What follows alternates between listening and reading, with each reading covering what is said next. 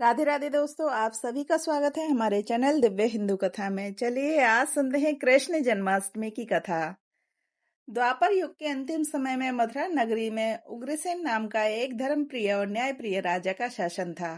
उसके शासन में मथुरा खुशहाल थी, लेकिन राजा उग्रसेन का पुत्र कंस अत्यंत महत्वाकांक्षी, क्रूर और निर्दयी स्वभाव का था। कंस ने सत्ता की लालसा में अपने ही पिता को कारागार में डाल दिया।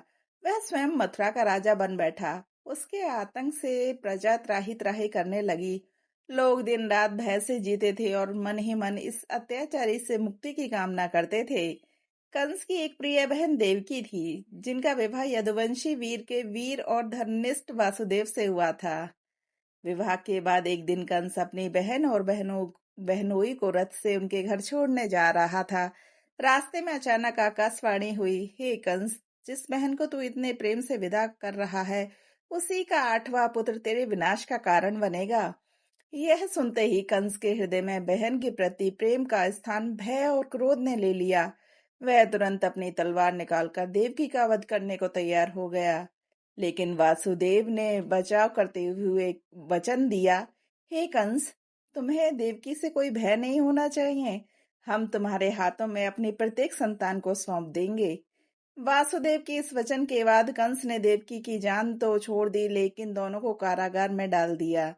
समय बीतता गया और देवकी ने एक एक कर 7 संतानों को जन्म दिया, लेकिन हर बार कंस उन निर्दोष शिशुओं को जन्म के तुरंत बाद मार डालता। 8वीं संतान के समय कंस ने और भी कड़ा पहरा लगा दिया। उसी समय वासुदेव के मित्र नंद की पत्नी यशोदा के घर भी संतान होने वाली थी। भगवान की योजना के अनुसार यह वही अवसर था जब कंस को धोखा देकर देवकी के 8वें पुत्र को बचाया जा सकता था। नियत समय पर आधी रात में भाद्रपद मास के कृष्ण पक्ष की अष्टमी तिथि को रोहिणी नक्षत्र के समय देवकी ने एक अद्भुत बालक को जन्म दिया। वह शिशु दिव्य तेज से अलौकिक था। तभी उनके समक्ष भगवान विष्णु का दिव्य रूप प्रकट हुआ और वे बोले, देवकी, मैं तुम्हारे पुत्र के रूप में अवतरित हुआ हूँ, ताकि धरती को अधर्म और अत्याचार से मुक्त कर सकूं। अब तुम मुझे तुरंत नंद बाबा के घर ले जाओ और वहां की नवजात कन्या को यहाँ ले आओ। भगवान के आदेश का पालन करने के लिए वासुदेव तैयार हो गए और तभी चमत्कार हुआ। कारागार के सभी प्रहरी गहरी नींद में सो गए। लोहे के भारी बंद दरवाजे अपने आप खुल गए और बेड़ियां स्वतः ही टूट गईं। वासुदेव ने शिशु को एक टोकरी में रखा और यमुना नदी की ओर चल पड़े। बाहर मूसलाधार बारिश हो रही थी। यमुना नदी अपने उफान पर थी, लेकिन शेषनाग ने अपने फन फैलाकर बालक को वर्षा से बचाया। यमुना का जल भी वासुदेव के पैरों के आगे तक आकर शांत हो गया।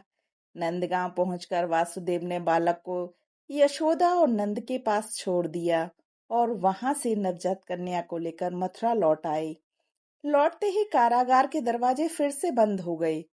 प्रहरी जाग गए, मानो जैसे कुछ हुआ ही ना हो। सुबह होते ही कंस को समाचार मिला कि देवकी की 8वीं संतान जन्म ले चुकी है। क्रोध से भरकर कारागार में पहुंचा। उसने देखा कि 8वां बच्चा कन्या है। फिर भी भय के कारण उसने उस कन्या को भी मार डालने का प्रयास किया।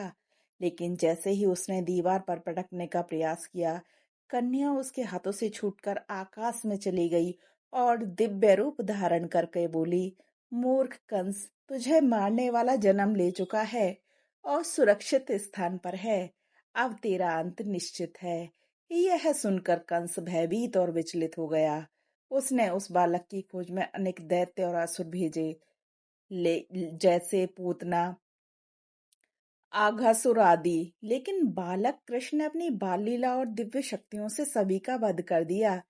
समय बीतने के साथ कृष्ण बड़े हुए। उन्होंने गोकुल और वृंदावन में अनेक चमत्कारिक कार्य किए। कालिया नाग का मर्दन, गोवर्धन पर्वत को अपनी छोटी उंगली पर उठाना और गोपियों के साथ रासलीला। युवावस्था में वे मथुरा पहुंचे और कंस को युद्ध में मारकर उग्रसेन को पुनः राजगद्दी पर बिठाया।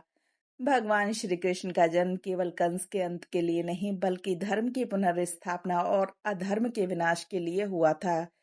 इसलिए उनका जन्मोत्सव जन्माष्टमी पूरे भारत में बड़े धूमधाम और श्रद्धा भाव से मनाई जाती है। इस दिन भक्त उपवास रखते हैं और रात में 12 बजे श्री कृष्ण के जन्म की झांकी सजाई जाती है और भजन कीर्तन गाए जाते हैं। इस प्रकार द्वापर युग की इस पावन कथा का यह संदेश मिलता कि चाहे अत्याचार कितना भी बढ़ जाए, अंततः सत्य और धर्म की ही विजय होती है। तो दोस्तों, आपको ये कहानी कैसी लगी हमें कमेंट बॉक्स में ज़रूर बताएं और हमारे चैनल को सब्सक्राइब ज़रूर करें। राधे राधे दोस्तों।